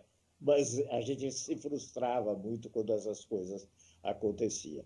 E há também o fato de que, às vezes, era muito difícil, a gente não tinha experiência da obra coletiva, da pesquisa coletiva. Isso avançou muito no Brasil. A gente era muito individualista, eu estou me incluindo nisso, mas eu e outros tínhamos pelo menos a abertura para discutir trabalhos e reconhecer quando a gente fazia alguma coisa que não estava de acordo, uma interpretação talvez incorreta e tal. Mas houve gente que eu tentei conversar, tentei reunir, eu me lembro de uma pessoa que eu disse, olha, tem uma parte aqui que não está bem clara, porque você diz não sei o que lá. E a pessoa me respondeu, está clara sim, você que não percebeu nada. Então, você vê, o ego, o mais importante é você realmente, como você disse, manipular o ego, né? Trabalhar com esse ego, porque a vontade é dizer, olha, então pega esse artigo, leva para outro lugar e tal, mas aí você pensa, bom, o artigo não está ruim, eu estou só fazendo uma observação, não quero criar problema, eu quero pôr esse artigo. Então, bom, quem sabe, tal, não sei o quê, e acabava publicando. Né? Então, essa é um pouco a experiência da história da civilização brasileira, mas foi uma experiência, apesar de tudo, foi uma experiência muito grata, apesar desse lado... não propriamente acadêmico, esse lado de gestão de egos e gestão de dificuldades. A minha mãe quebrou a perna, não sei o que lá, eu tenho que ir ao hospital, enfim. Você entra na vida privada das pessoas. Vamos fazer agora o caminho inverso, oposto a isso.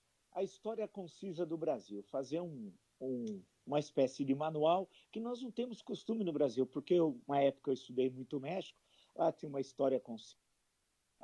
Depois a história do Colégio de México um pouco mais ampla, aí mais ampla ainda outra história. Portugal está cheio de histórias de Portugal e nós não temos muito esse costume no Brasil. Como é que foi se debruçar sobre uma história concisa do Brasil quando qualquer um de nós tem certos períodos que a gente não tem lá muito interesse, muita proximidade, muita empatia e outros a gente gosta muito, mas na história concisa precisa ver toda a história do Brasil. Como é que foi esse trabalho?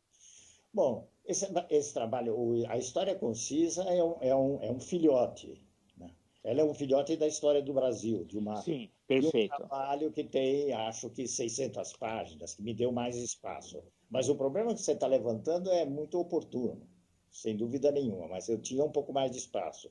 A coisa me apertou mais quando a EDUSP, a editora da USP, me propôs, vamos fazer uma história concisa, uma história menor, partindo daquela história já publicada, que estava vendendo bastante, não era nem tanto uma razão comercial, para a gente, por causa do preço, alcançar também um outro tipo de público. E foi uma ideia muito boa, porque continuou vendendo a história mãe, e a filha andou muito bem, obrigada. Agora, você está dizendo muito bem isso. Escrever uma história inteira do Brasil é uma irresponsabilidade. A gente se atira no trabalho porque tem que ter uma certa audácia, né?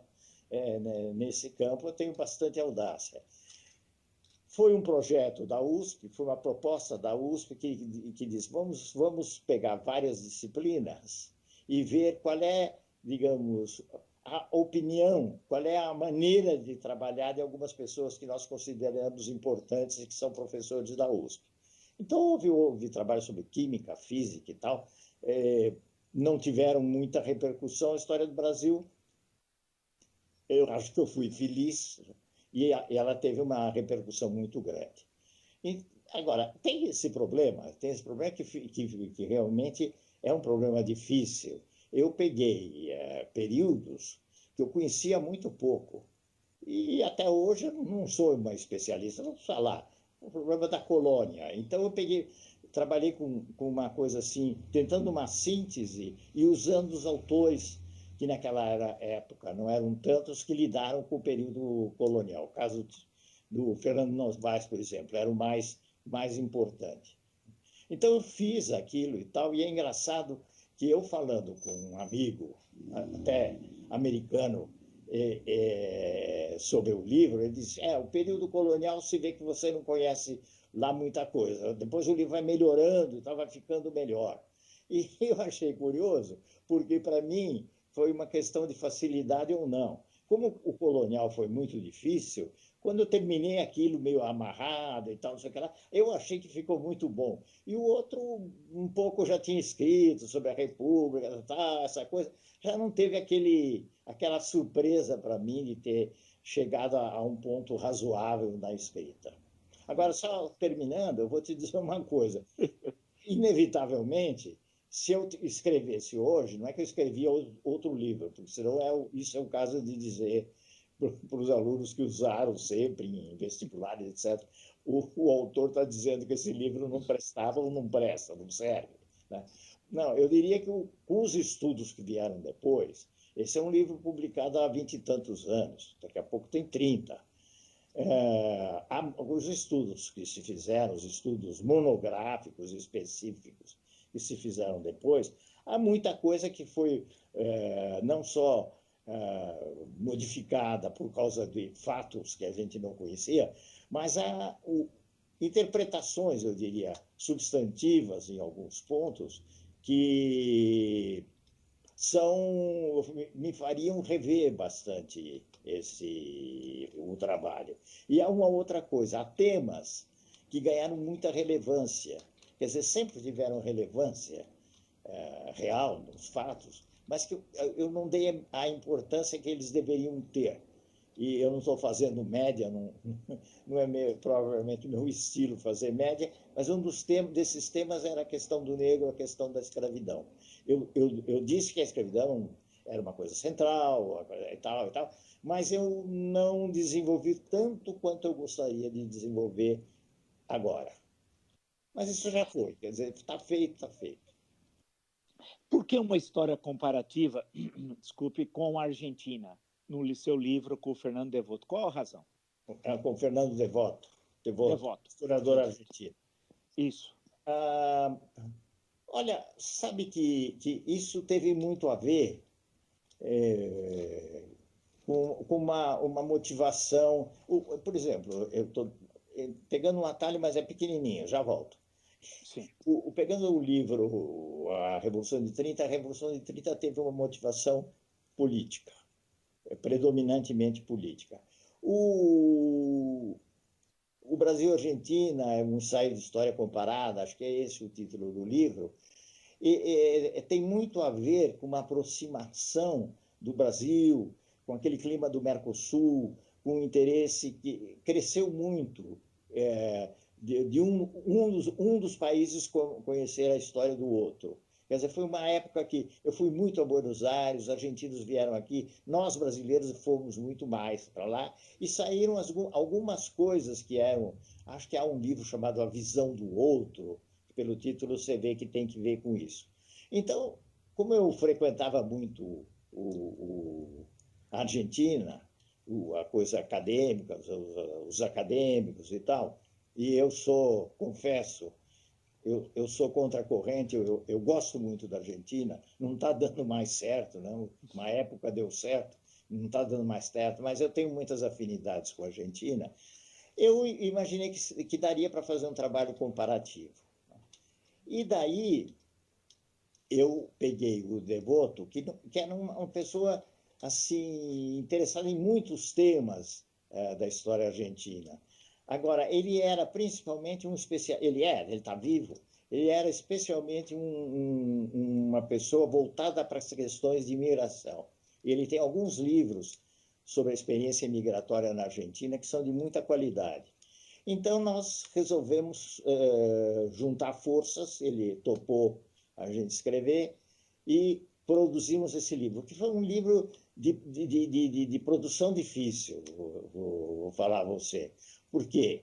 É a tal história. Nós, ele e eu, como quase todo mundo, até uma determinada época, não tínhamos a experiência do trabalho coletivo. Mesmo que fossem duas pessoas, era difícil você encontrar gente que trabalhava em sentido coletivo. Hoje, dada as ambições culturais e tal, é muito difícil você não encontrar, a não ser para fazer tese, que é obrigado a ser individual, é raro você encontrar trabalhos de história, assim, sobretudo de períodos muito amplos, tal, que não sejam trabalhos coletivos. É preciso muita gente trabalhar. Naquele tempo, a gente não só não tinha muito isso, como não tinha a experiência de realizar uma coisa desse tipo. Então, sucedeu uma coisa que até como curiosidade do trabalho historiográfico vale a pena contar. O que é que aconteceu? A visão que ele tinha do Brasil e a visão que eu tinha da Argentina, em muitos momentos, até surpreendente para um e para outro, a visão não coincidia. Então, foi o caso da Guerra do Paraguai. Eu disse: você quer fazer a Guerra do Paraguai? Eu falei: faço. E ele fez. Ele é um sujeito, não estou restringindo a qualidade dele, não é esse caso. É a caso de uma visão diferente. E era uma coisa muito sumária. Eu falei: poxa, mas olha, está bem escrito e tal, não tenho por que me discordar muito das tuas linhas, só que isso aí não vai ter peso nenhum no nosso conjunto. E a Guerra do Paraguai foi uma coisa muito importante nas nossas histórias. Aí não foi tão importante. Ele aí começou a defender o ponto de vista dele, e eu descobri que os argentinos saíram da guerra relativamente depressa, não é? E que a guerra realmente não marcou muito a história argentina. Então, ele traduziu isso no texto. Enquanto que, para mim, como brasileiro, a Guerra do Paraguai, por N razões, era uma história, era um momento muito importante. E aí nós acabamos chegamos a um acordo, depois de muita divergência, e também para chegar a um ponto que o livro tinha que ser feito, chegamos a um ponto em que disse: bom, faz o seguinte, tudo que for Argentina você escreve. Então, vamos resolver o que é mais Argentina. Quando for dos dois, nós vamos discutir o que é mais de um país ou do outro, como o caso da Guerra do Paraguai. E cada um, então, fica com a sua parte e depois a gente junta. Não foi o melhor método, me parece, mas, de qualquer maneira, também foi. Ali tem muita coisa, a meu ver, interessante, e também foram um dos primeiros livros. Eu não sei se continuaram outros, se há outros livros assim. Eu perdi um pouco eu deixei um pouco de lado essas interpretações comparativas. Eu não sei se há trabalhos comparativos Brasil-Argentina nesse marco assim. Não conheço. Com certa amplitude historiográfica. Há sobre episódios, digamos assim, existe muita coisa. Foi isso, mais ou menos. Deixa eu colocar uma questão, Boris, já indo para o nosso final, para não abusar aí da sua bondade. Você trabalha sempre com história política e história social, né? Vários livros. E depois ficou mais na história social, creio eu, se eu não estiver errado. Por quê? Como é que foi esse trânsito da Revolução de 30, que é uma análise no campo da história política, saltando para a história social? Olha, foi um pouco, veja, tem muito a ver um pouco com a coisa temática. A coisa temática, eu acho que se sobrepôs ao tipo de história. Quer dizer, quando eu fiz a Revolução de 30, depois disso, a gente tinha preocupação, aquela história de ter a preocupação com a classe operária, que supostamente tinha falhado, qualquer coisa assim. E daí essa é a razão que me levou a fazer um trabalho sobre classe operária até 1930. Agora, fazendo isso, embora ali tenha a mão do historiador, você pegar um trabalho como o do Aziz Simão, José Albertino, não é Oliveira, eu não me lembro, José Albertino Rodrigues. você ganha do Google em memória. Mas o Zé Robertino Rodrigues, você vê que ali tem uma marca sociológica muito grande. E o meu trabalho, não, ele tem muito de história, embora você tenha razão ao dizer, não, mas a história, predominantemente, é uma história social. Porque aquele trabalho tinha que enveredar pelo lado social e cultural, até como eu falo do caso dos anarquistas. Porque uma história narrativa tinha interesse, eu me dediquei, por exemplo, à greve de 17 em São Paulo e também às greves do Rio de Janeiro, que são bem importantes, algumas delas violentas. Mas não tinha, além disso, ali não tem muita coisa para você dizer, a não ser você ficar muito numa narração. Ou então fazer monografia, enfocar aquela greve em detalhe e tal. Por isso eu fui muito para a história social. Mas depois disso, você veja, eu embarquei muito, eu estava falando aí da temática, eu embarquei por uma razão cultural e política no tema da classe operária, né? Até escrevi depois, alguns anos depois, eu escrevi um artigo que acho que tinha um título, se não é esse, é parecido. Por que não se escreve mais sobre a história da classe operária? Tentando mostrar como as épocas mudaram e como o papel social da classe operária mudou muito, né? Mas daí eu embarquei no crime. E o crime, para mim, teve uma atração, não é que a razão essencial, mas teve uma facilitação e também uma atração, porque eu resgatei um lado do direito que eu gosto, né? Então, eu trabalhei com processos, para mim era fácil lidar com os processos criminais, lidar com julgamentos, com júri, que não sei o quê. Eu não tinha que quebrar a cabeça para entender tudo aquilo, né? Porque as pessoas, quando entram nisso, vão ler até os carimbos dos autos do processo. E você olha, você já sabe, isso aqui é carimbo, não interessa. Expediente burocrático de andamento. Mas, seja como for, eu fiquei realmente atraído pelo tema, tanto que eu escrevi 3 livros sobre o crime. E depois, a partir de uma certa época, se você pensar em termos estritos do trabalho de historiador, eu deixei o trabalho de historiador, a rigor. Por que eu deixei? Eu escrevi 2 livros de memorialista. Depois eu escrevi uma coisa que foi muito provocada por coisas particulares, que foi a morte da minha mulher. Escrevi uma espécie de diário que tem a ver com história, de alguma maneira, com a minha formação, mas não são livros de história. Eu entrei muito nessa senda aí, e me afastei da história. Então, de alguma maneira, eu posso dizer, pensando em termos de história tradicional, e não estou diminuindo a história tradicional de jeito nenhum, eu acabei saindo disso e tomando um outro rumo. Talvez a única exceção seja uma síntese que eu fiz da biografia do Getúlio, a pedido da Companhia das Letras, que criou uma coleção chamada Perfis. Perfeito. Para a gente encerrar, Boris, como é que o historiador Boris Fausto, com uma longa carreira de mais de meio século de pesquisa histórica, enxerga a conjuntura brasileira atual?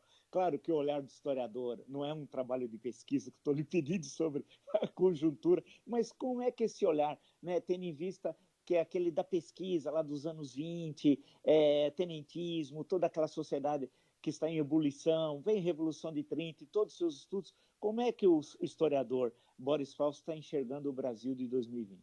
Você sabe que você faz uma pergunta que eu pediria um outro programa só para como sempre, né? Mas você está no seu papel, eu estou no meu. Eu acho o seguinte, quando eu olho isso que você está falando, às vezes eu tenho uma impressão de uma coisa que é assim, uma coisa melancólica. Tanta luta, tantos momentos positivos na história do Brasil, tantos momentos mais difíceis, mais complicados, mas em todo caso, muita riqueza e tal. Tem a história do período militar muito difícil, mas nós saímos do período militar, não inteiramente do jeito que a gente gostaria, mas, enfim, saímos daquele período, o Brasil floresceu, poderia dizer assim, um verbo meio romântico, mas é realidade. E tudo isso para cair no que nós estamos vivendo hoje, uma conjuntura com o capitão Bolsonaro, que se tornou presidente Bolsonaro, é uma coisa assim um pouco de pesadelo. Eu estou falando com a maior tranquilidade e frieza possível, porque já falamos demais, né? Já escalpelamos tudo isso e há motivos para isso, né? Há uma verdadeira provocação de que a gente fale e critique os absurdos. Agora, por outro lado, se diria, isso não é um ponto de chegada, né? É um momento da nossa história, nós sabemos isso, né? O mundo se move, né? O tempo passa, como diziam certos locutores esportivos, irradiando o futebol, né?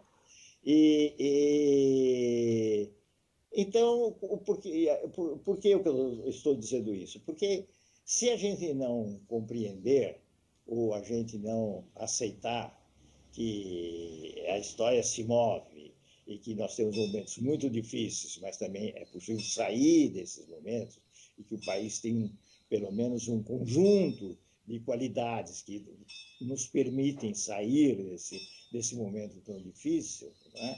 Se a gente não dissesse isso, se a gente não constatasse isso, não aceitasse isso, a gente diria, bom, caímos no poço e dele não saímos. Mas acho que vamos sair do poço. É uma experiência, é um momento muito difícil, vai deixar marcas profundas, mas eu não acredito nessas coisas assim, irremediáveis. Quer dizer, lá estão as marcas.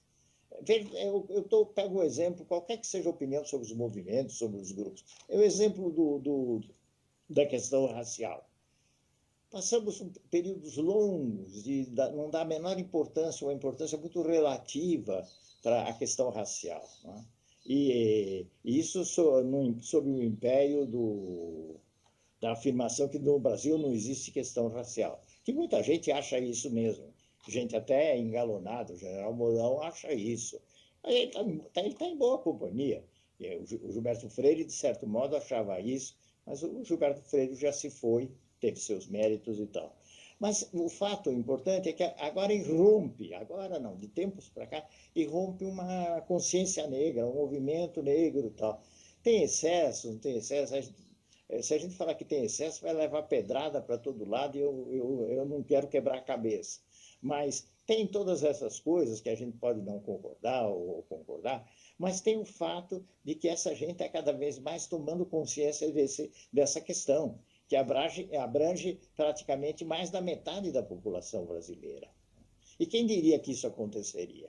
Então, fatos como esse, né, que eu estou dando como um exemplo, mas acho que é um exemplo expressivo, me levam a terminar uma esperança, digamos, uma esperança desesperada, no sentido de que nos coube viver em tempos difíceis. Puxa vida, bacana. Poxa, muito obrigado, Boris Fausto. Lembrar quem nos acompanha, Boris Fausto é um dos maiores historiadores brasileiros, tem uma obra reconhecida aqui fora do Brasil. E quando eu fiz a referência ao início, quando eu estava lá pesquisando no antigo arquivo histórico lá da Dona Antônio de Queiroz, que eu encontrava lá sempre o professor, e tive a oportunidade de trabalhar junto com o Boris Fausto no Museu de História do Estado de São Paulo, inconcluso, por incrível que pareça, né? Todo aquele trabalho feito, e fizemos também a republicação de clássicos da história de São Paulo, com o objetivo de mostrar que é uma coisa sempre que me angustiou, o pouco conhecimento da história do Estado de São Paulo e até da cidade de São Paulo, no campo da literatura, dela não ser tematizada. Daí que eu fui atrás de Marcos Rey, que eu acho que é o melhor escritor que trabalha com a cidade de São Paulo. Ele é mais do que um escritor de literatura infanto e juvenil, como se isso fosse menor, não é. ele tem livros excelentes, como Café na Cama, e o irmão, o Mário Donato, o Madrugada Sem Deus, que é a decadência do café. Então nós tivemos a oportunidade de trabalhar juntos. Pena que o Museu de História do Estado de São Paulo está parado, as obras até hoje. Então eu tive esse prazer de trabalhar com você e foi muito legal, aprendi bastante. E agradeço muito você ter aceito o convite. Bom, mais um minutinho só de agradecer a você. Claro. Primeiro foi uma oportunidade de a gente conversar de novo com razoável calma, né? Sem os embates políticos que nos levam a estar alerta para uma ou outra posição, falando com uma certa facilidade, com uma certa intimidade. Isso é muito importante, é raro isso acontecer. E eu tenho em você um amigo que está fazendo um trabalho muito importante, trazendo pessoas significativas. Se quiser me pôr no meio, eu aceito, porque claro, elogio nos deixa muito contente, né? Mas, brincadeiras à parte, você está trazendo gente muito importante, e isso é realmente um trabalho que vale a pena ser incentivado e está em muito boas mãos. Então, muito obrigado, Marco Vilar. Valeu. Então, até a próxima. Muito obrigado, Boris.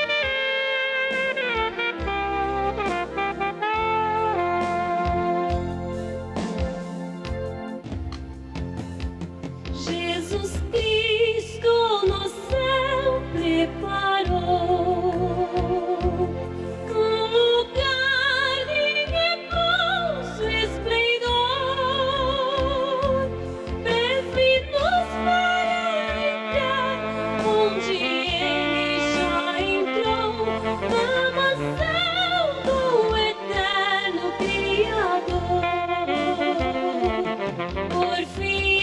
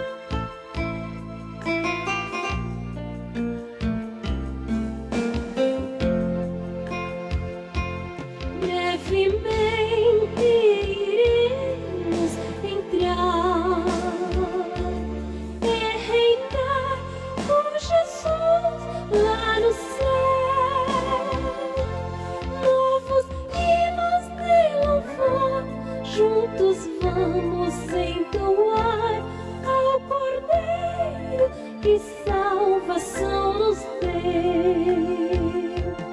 Por fiemos irmãos, por entrar em Sião,